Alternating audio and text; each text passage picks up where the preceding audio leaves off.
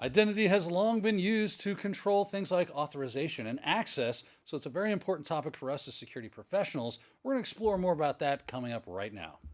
You're watching IT Pro TV.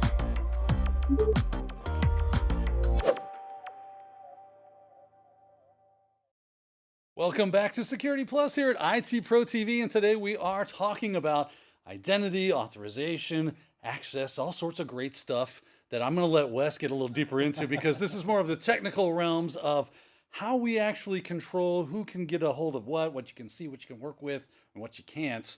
And there's a really nice way in which this is done that we can learn from, especially from my boy here, Mr. Wes Bryan. Wes, where do we begin when it comes to this IAAA thing? That's right. It's not insurance. We might think that it's some kind of, third-party insurance. That's right. Yeah.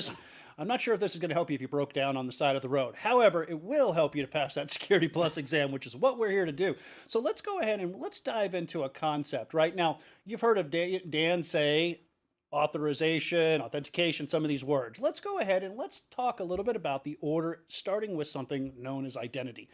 Now, a lot of people think that authentication is proving your identity, and that's not really the case. Identity is something separate. That actually comes before we authenticate, right? I would assume this is because I can say whoever I want to say that I am, right? That's right. I can say, I'm Wes Bryan, Yep. or I'm Don Pizzette, but that doesn't necessarily make it so. That's right. And if you think about it, before you can be authenticated, and we'll talk about authentication, right? This can be something like a badge that you swipe against a door. It could be a password, right? You have to you basically have to establish who you are. So think about the hiring process.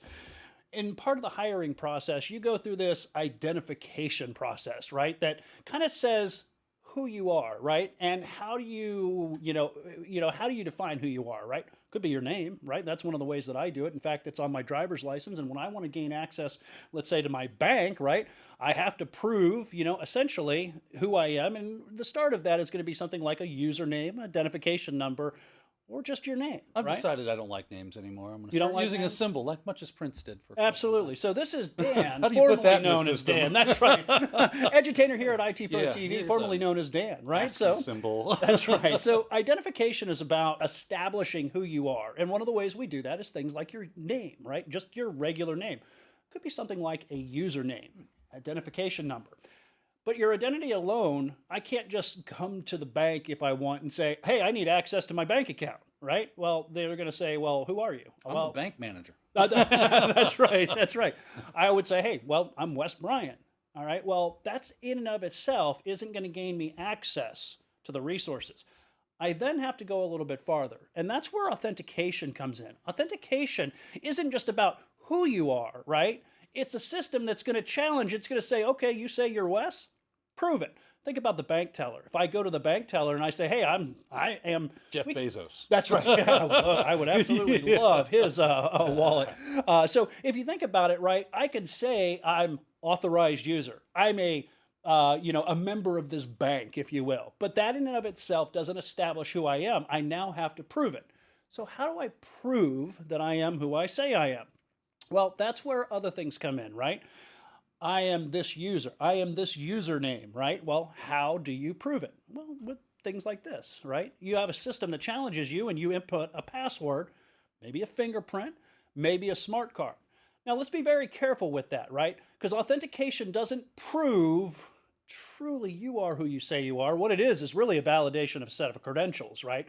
But we're going to assume you are who you say you are because when we challenged you, prove you are who you say you are, you entered the right password. You had the right fingerprint. Maybe you had a smart card. So you validated the credentials that then prove you are who you say you are. But you got to be careful with that because if Dan's out there on the wire and we're using things like clear text authentication protocols and he's got that packet capture utility out there and he scrapes those, and what I mean by that is he captures those down to a local file, he reads and examines the packet information and says, oh, okay, well, I see Wes's password. Well, now he can identify or he can authenticate as me. So we do have to keep in mind that identity and authentication, while they're close, there is some difference between them. And it also seems like you're letting us know that it's very important to keep that ability to prove it very secret, very Yes. safe, because if I were able to maybe sniff your password out, Mm-hmm. then even though I'm not Wes Bryan, I can present myself as Wes Bryan. And then when it challenges me to prove it, well, I've got that portion as well. And the system, not knowing any better, is going to go, okay, well, you've defeated all the all the systems I have in place to keep you out. If you're not who you say you are, you've passed. You must be you, and you're in the system. So Yeah, that's right. So the process of authentication is only as secure as the credentials that you hold, right? If I share those credentials, if they are stolen, well, there's no way for that system that's challenging you to verify other than those set of credentials. And this is why we move into something like a multi-factor environment nowadays, right? This is very common. My bank does it, Amazon does, you name it. You're probably implementing some sort of multi-factor authentication. When we're talking about factors, what do we mean when we say a factor? All right, now there are a few of them, but I will tell you that there are 3 of them that are commonly agreed on, right? Let's talk about an authentication factor where there is what we call something you know. Now, this has kind of been augmented a little bit over time. Like you might even hear something you can do. All right, so what do I mean by that? When I say, or maybe even something you know. However, right, something you know is the main category. So I want you to keep that in mind, but it kind of falls into this something you know or something you can do. All right, and we'll dive in a little bit more than that. Think about this, for instance, a password. That's something you know. A PIN. That's something you know. All right, Q&A, questions and answers, right? You ever answer a secret question, right? Or the answer to a secret question? That's something you know. However, here's where this other one comes in, and I want you to know that it kind of falls under something you know, and it is kind of like, I say, an extension of that, and that's something like a pattern.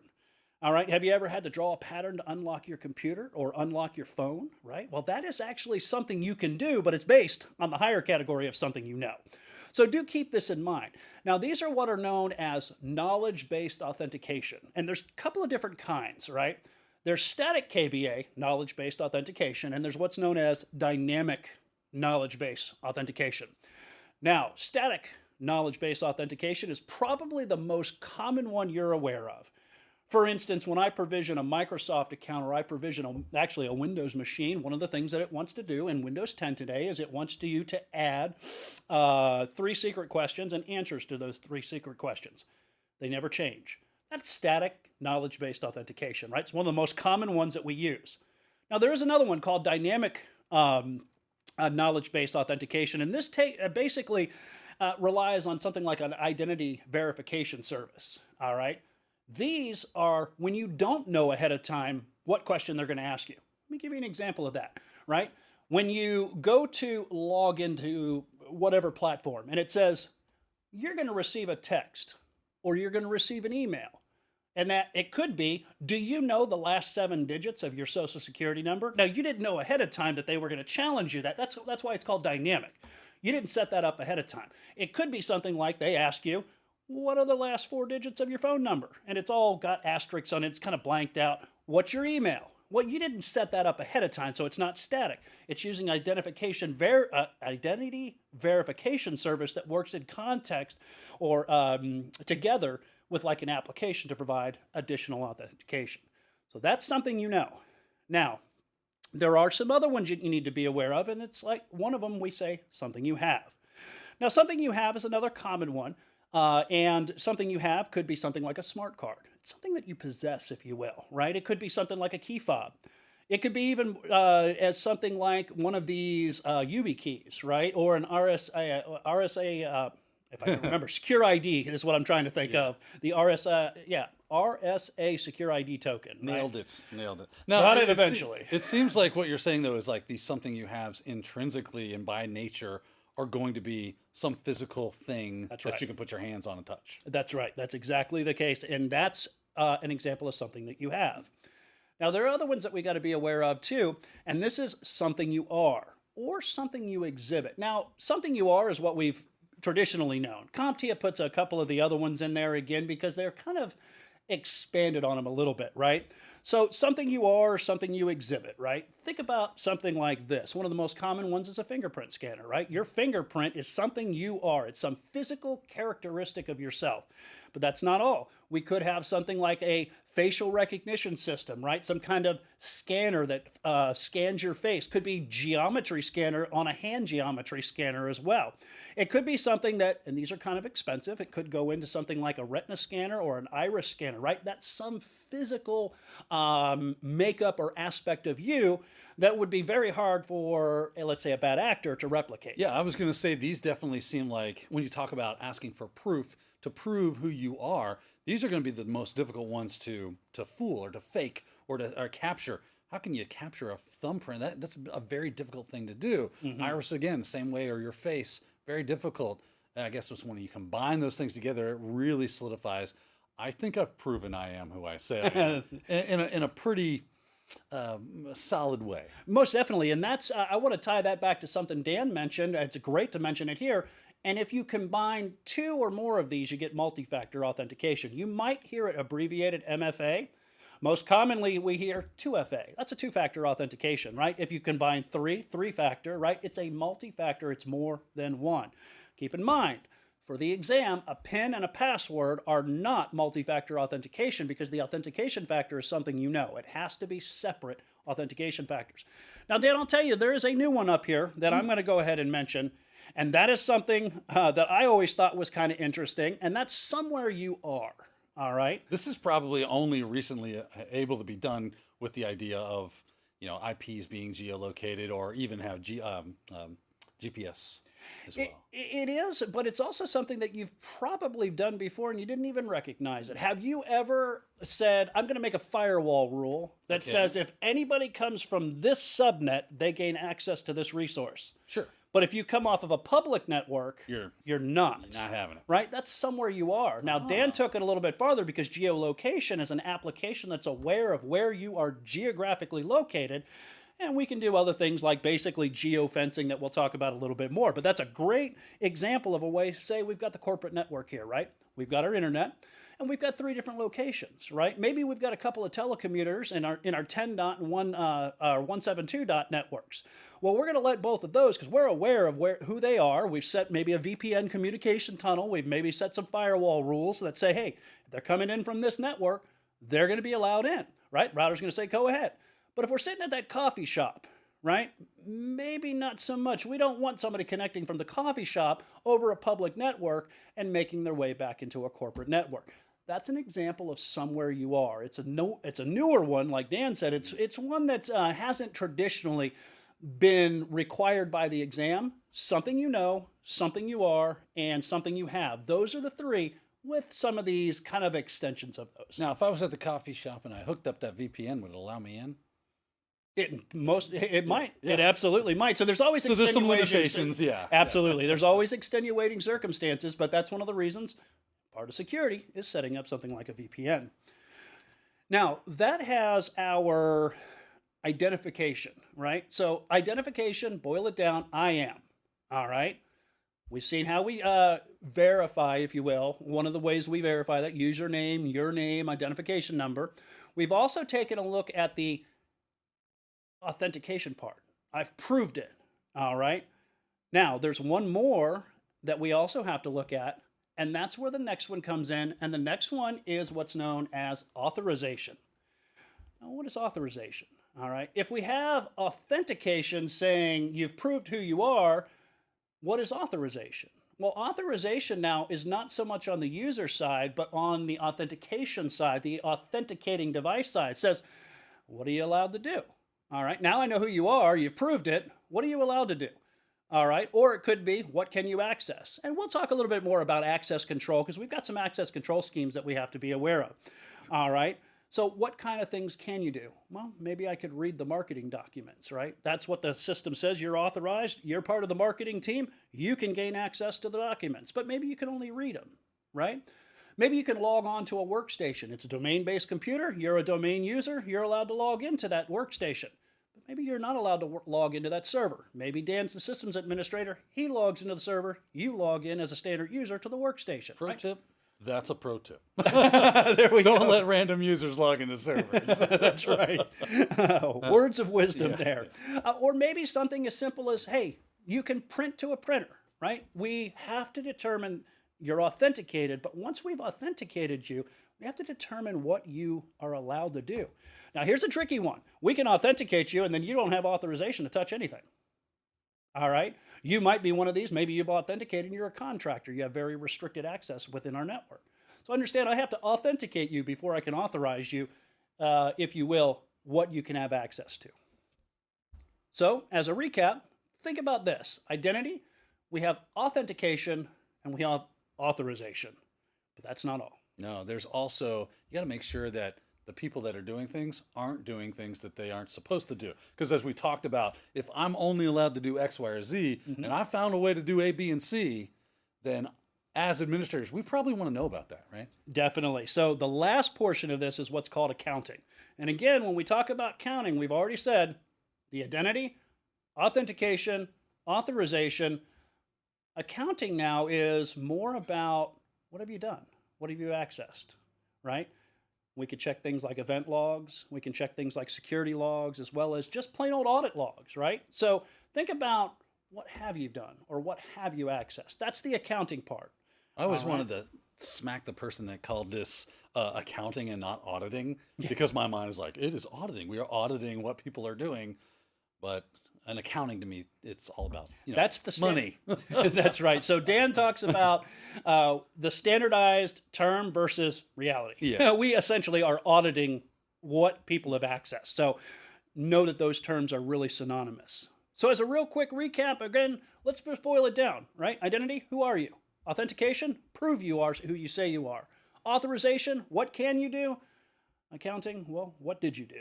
All right. These are very important concepts, and I went ahead and put all 4 of them here so that you'll be aware of them should you come across these concepts on the exam. Now, Wes, this is obviously something that can, for the average end user, can be a daunting task too, because how many logins do you have? How many logins do I have?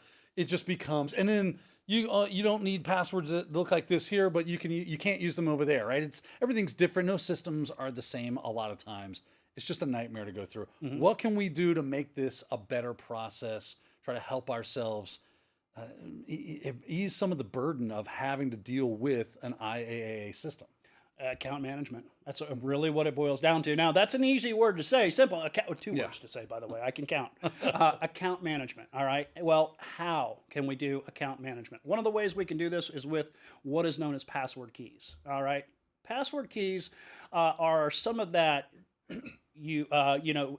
something you have, right? So for instance, the UB key. There's a couple of different types too, by the way. You have what's called an external. External means they're external to the system you're authenticating against, right? If you have a mobile device, right, you can use that as another form of multi-factor authentication, right? That is Google. Think of things like Google Authenticator, right? These mobile devices are also external type password keys. Biometrics. Now, biometrics, I went ahead and put internal because I'm looking at my laptop right here and I've got a biometrics reader right on it, but it doesn't necessarily have to be internal. These can be internal and external. In fairness, I could have a USB device that's a thumbprint reader that I plug into a port on the device itself.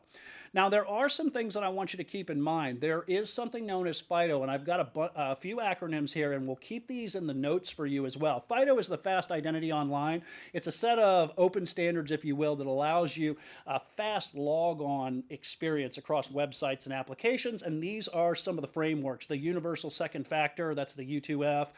Universal Authentication Framework is also by them. CTAP is another one out there. That's a part of the W3C's WebAuth and FIDO2 combined. And then the last one there, FIDO2, if you will. Also be aware of these. Again, these are just some of the standards that this is more of a knowledge dump. I definitely want you to know what FIDO is and then be aware of some of the standards too. Now, that's not the only thing we have for authentication management as well. I want you to think of things like password vaults, right? You've probably seen these before. Now, that's a bank vault. I've definitely seen that. That's where I put my password. Yeah, that's right. So think about when you go to websites, you do online banking, you got maybe a school log on, maybe online emails, if you will. Maybe you log in like we do to a company portal. right? Well, all of those credentials are all stored in a protected location.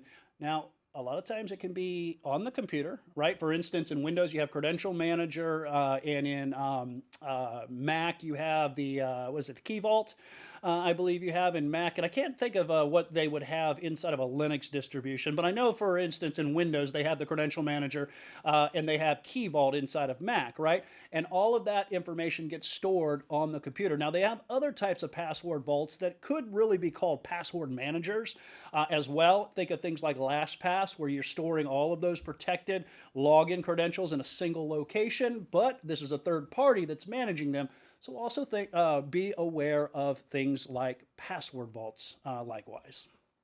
And what about the actual encryption algorithms and keys that we keep on our computer? I think of something like BitLocker, right? Yes. There are encryption keys that go along to keep your drive encrypted so that people can't just steal your drive and read the data. They would need that encryption key.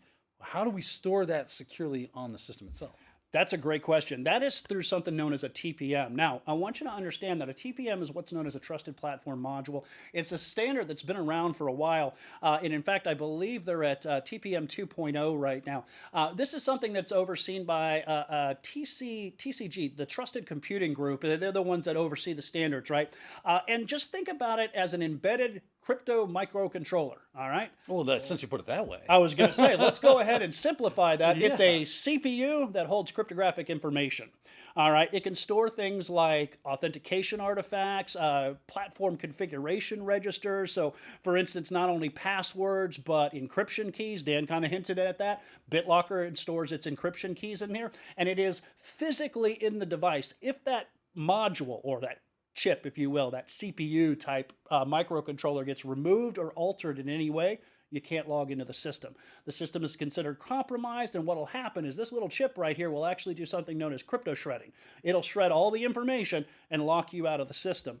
It can store things like certificates, and I talked about platform configuration registers. That's a configuration state. We use things for trusted platform modules to do things like attestation. All right, so Dan says, hey, I'm the administrator. All of my workstations for security purposes need to have this security baseline. If I start that computer up and I send that configuration to another server and it checks it and it says, hey, this is the policy Dan's configured, but what I'm seeing here doesn't match, that system shuts down, or worse, gets kicked to a remediation network where you can come into compliance, or maybe even worse, it fails closed and you don't gain access at all until you remedy that situation. So that's what a TPM is. Again, it's essentially a processor chip that's stored somewhere on, or embedded somewhere on the motherboard. Is there any other way we would do similar functionality like this? Sure, there's another one that's, consider it kind of like a removable or mobile TPM, if you will. And that's something known as, these are very expensive, by the way. These are hardware security modules, HSMs. It is a hardware-based appliance. They can be very, very expensive. And it does a lot of the same things, if you will, that a TPM does, but it's not tied to a specific machine. It does this for all of your machines. An application goes to run, it needs to check the HSM for a matching certificate before it can execute. So again, these are good for doing things like securing keys, encryption and decryption, if you will, authentication, and even going as far as things like digital signing. So think of the hardware security module as kind of like a removable or a mobile TPM, if you will, if you needed some kind of comparison back to the two. All right, really cool stuff. And this is basic security stuff that we take for granted every day, like the things that we talked about: identity, who am I, authorization, what's the other ones? I was going to authentication, authorization, and of course, accounting, my favorite one of the bunch. And then we have some managers that can help us try to wade through all this stuff, and TPM is kind of cool as well. Yep. So make sure you understand those concepts for the Security Plus exam, and you'll do all right. That being said, we're out of time for this episode. Plenty of more episodes to come here in the Security Plus series, so join us then. Until then, have a great day. Thank you for watching IT Pro TV.